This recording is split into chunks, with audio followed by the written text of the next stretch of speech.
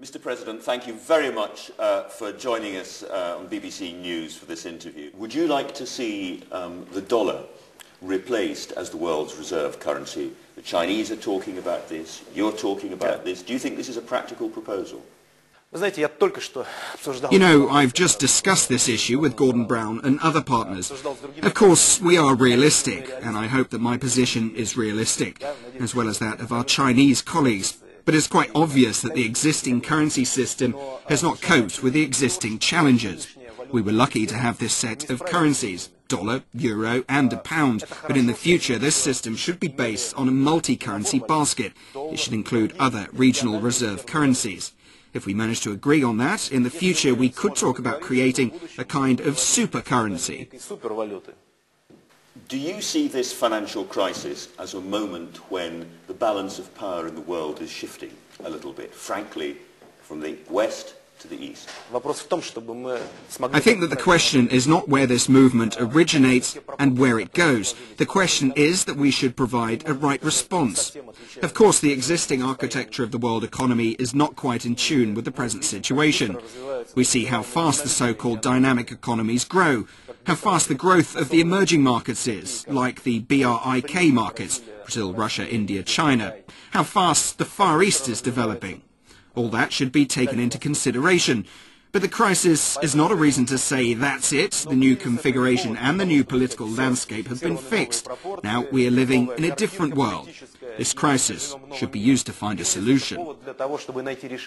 One of the things that President Obama suggested was that he would look again at the American the American missile defense system in Eastern Europe, but he would like you to help him further with Iran and their nuclear and their ballistic missiles.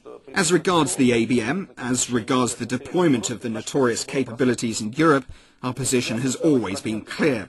We should not create ABM elements. A comprehensive ABM system is required. And Russia is ready to become engaged in this system because we are also interested in securing our country and our citizens from threats posed by certain problematic states. But the point is that this should be done through common efforts rather than deploying any missiles or radars along our borders when a real doubt arises to what lies behind all this. As for Iran, we maintain fully fledged relations with this state, but our position is based on well-known UN resolutions and approaches set forth by the IAEA, namely that Iran's nuclear program should be peaceful. This is our public position. We've always informed Iranians about this. I don't think that any exchange is possible in this respect. Any information as to replace one issue with another one is not true. This is not a serious talk. The modernization of Russia's military forces has been widely noticed and covered in the West, your speeches about that. What do you say to those people who see that as in some sense threatening? The modernization is completely normal work.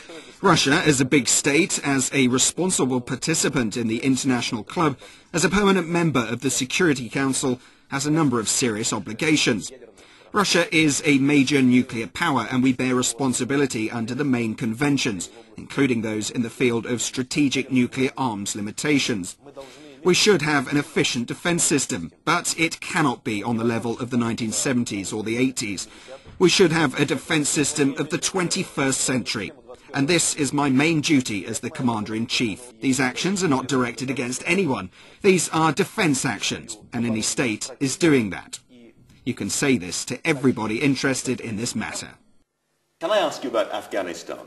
The Americans are rethinking policy a little bit on Afghanistan. What would you like the Americans to be doing in Afghanistan in the future that they haven't in the past? Initially, we have supported the efforts of Americans and the Allied states aimed at preventing the terrorist threat coming from that country, including in the course of negotiations with our close neighbours. Moreover, for a few times we've simply rendered an open assistance when we were asked whether it was possible to deploy these or those forces or bases. Our response was simple. These are anti-terrorist measures and we recommend to our friends, to our partners, including from Central Asia, to help in this respect. I believe that today a number of threats are still there, and in that sense we're ready to participate in the efforts directed at pulling things in order. Another matter is that sooner or later, as I see it, there should nevertheless appear a normal and developed political structure of Afghanistan. It is impossible to rule Afghanistan with the aid of the alliance. It is impossible to rule Afghanistan from abroad. Afghanistan should find its own path to democracy. So if the Americans went for another major surge, as they did, for instance, in Iraq, what would your reaction be to that? As for that country, we proceed from the assumption that there is no reason to carry out such large-scale operations, all the more when there are no proven threats. The developments that followed have shown that we were right. The threats that the previous American administration was talking about appear to be a phantom to a large extent. Nevertheless, that state is in disorder. There is actually no state, and only military units and police forces maintain some order there. Was it really necessary to break up the Iraqi political system, if greatly imperfect? To be frank, only to create a worse one. We therefore remain wary of the measures taken in that country. Certainly we wish success to Iraq in searching for its own way, and we're willing to see it developing. And we also maintain contacts with the Iraqi government. Are you in charge of Mr. Putin, or is it vice versa? I am leading the country. I am the head of the state, and the division of power is based on this. Mr. Putin is the chairman of the government. That implies very complicated and comprehensive work. But it is clear that the president is taking major decisions on behalf of the state.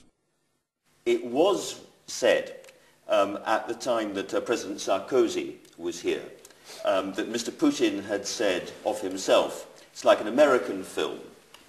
I'm the bad cop, and the president's the good cop. Is that how you see it? I don't think so. I believe we're both good policemen.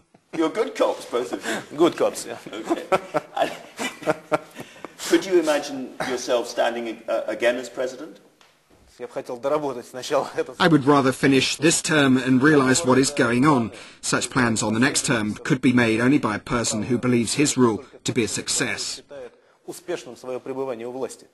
What kind of changes, what kind of Russia would you like to see emerging as a result of your presidency? The fact that you, President Medvedev was there and nobody else. What would you like to see those changes? I would like Russia to be an efficient and powerful country where people live well in accordance with appropriate and civilized standards, with ensured adequate quality of life. I would also like to see Russia among democracies within a unified Europe, as a country that speaks to its partners on an equal footing and with respect and addresses the most challenging tasks.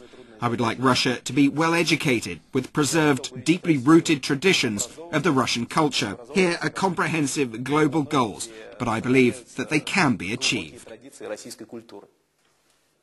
Medvedev, thank you very much indeed for joining us on BBC News, and I hope your visit to G20 in London goes like a storm.